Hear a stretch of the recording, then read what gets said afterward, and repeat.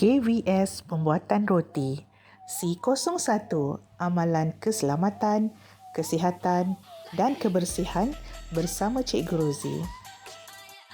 Aktiviti kerja kedua, perancangan keselamatan, kesihatan dan aktiviti-aktiviti amalan kebersihan.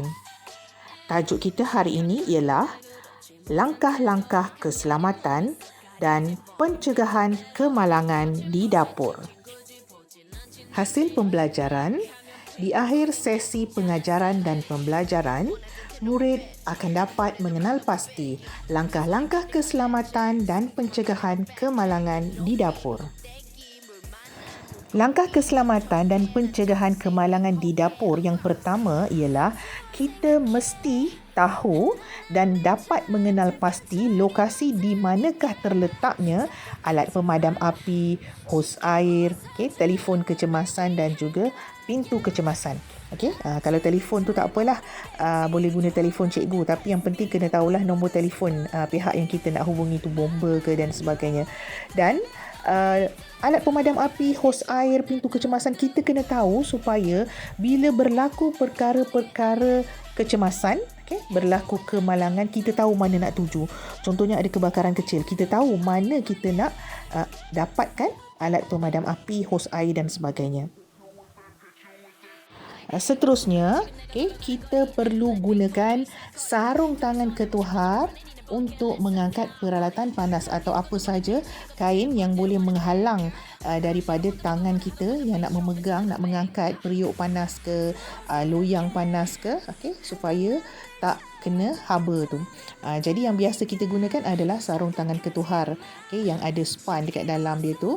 Tapi sekarang pun kita ada yang macam gambar tu kan, yang warna biru pemegang tu, yang itu adalah penebat juga, merupakan silikon, harga lebih mahal tapi dia lebih tahan lama dan menariklah juga, warna dia bermacam-macam warna. Yang itu memang tak akan terbakar. Kalau kain, kalau kita guna sarung tangan ketuhar, kalau kena api, kena haba, dia akan terbakar juga. Yang kalau silikon ini, insya-Allah dia tidak akan terbakar. So lebih mahal tapi lebih tahan lama, berbaloi lah sangat. Langkah keselamatan yang ketiga adalah pastikan pemegang kuali atau periuk berada di sebelah dalam. Jadi memang kalau ada pemegang ni, ada tangkai ni, lebih mudahlah untuk kita handle periuk ataupun kuali. Tetapi pastikan pemegang itu berada di sebelah dalam, iaitu jauh daripada kita. Kita tak nak menghala pada kita. Sebab apa? Sebab kita takut kita terlanggar, tersenggol. Contohnya macam gambar yang mula-mula tu kan, gambar pertama tu nampak dia punya pemegang tu berada di sebelah luar, dekat dengan orang yang masak, ataupun mungkin bukan orang yang masak lalu lalang kat situ, terkena pemegang tu boleh menyebabkan kuali ataupun periuk tu terbalik. Seelok-eloknya kita kena letakkan macam dalam gambar yang sebelah kanan tu, di mana pemegangnya kita letakkan di sebelah dalam. Jadi lebih selamat, tidak mudah terlanggar ataupun tersenggol.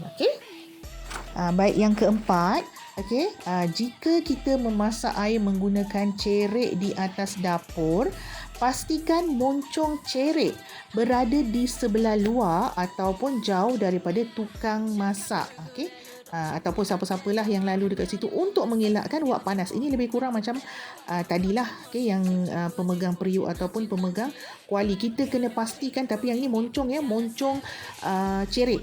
Pastikan moncong itu bukan menghala ke sebelah yang dekat dengan kita.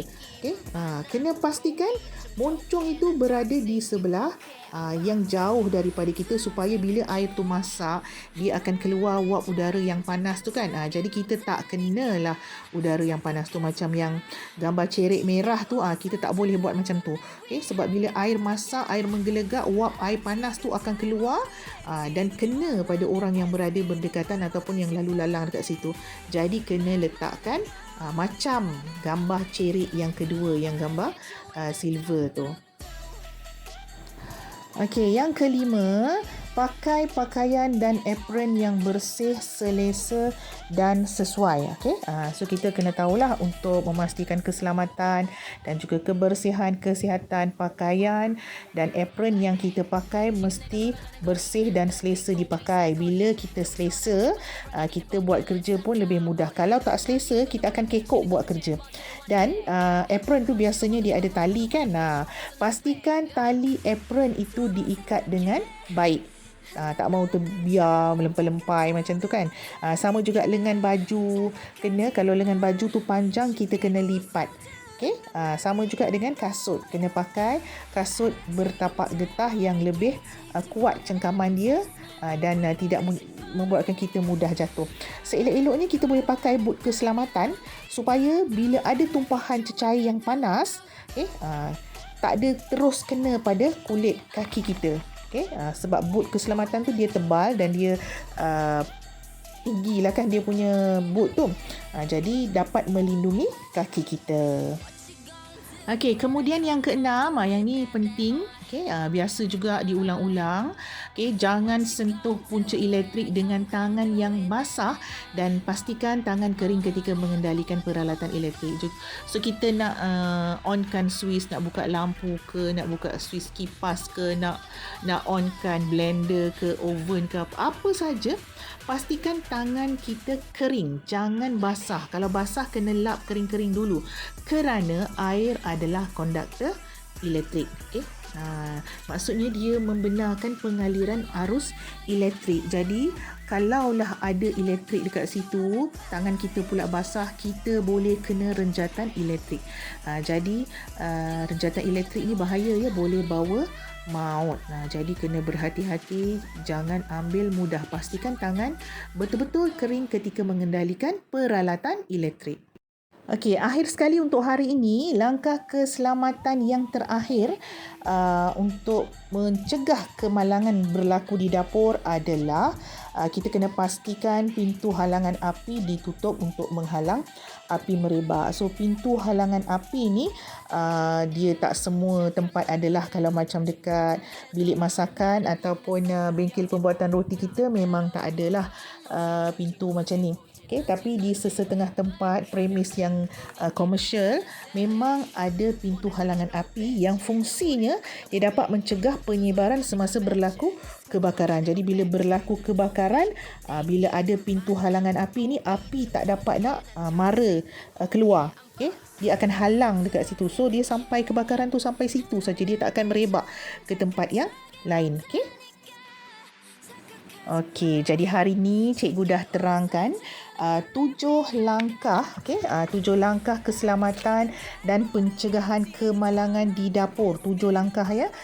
So untuk kelas yang seterusnya, cikgu akan sambung lagi dengan 7 langkah yang lain untuk menjaga keselamatan dan mencegah kemalangan di dapur. Sambungan, ada sambungan bahagian 2. So sehingga itu, cikgu harap semua dapat memahami dan dapat ingat apa yang cikgu ajar hari ini. InsyaAllah kita akan sambung langkah-langkah seterusnya di kelas yang akan datang. Sehingga itu, terima kasih kerana sudi mendengar. Assalamualaikum warahmatullahi wabarakatuh dan bye-bye.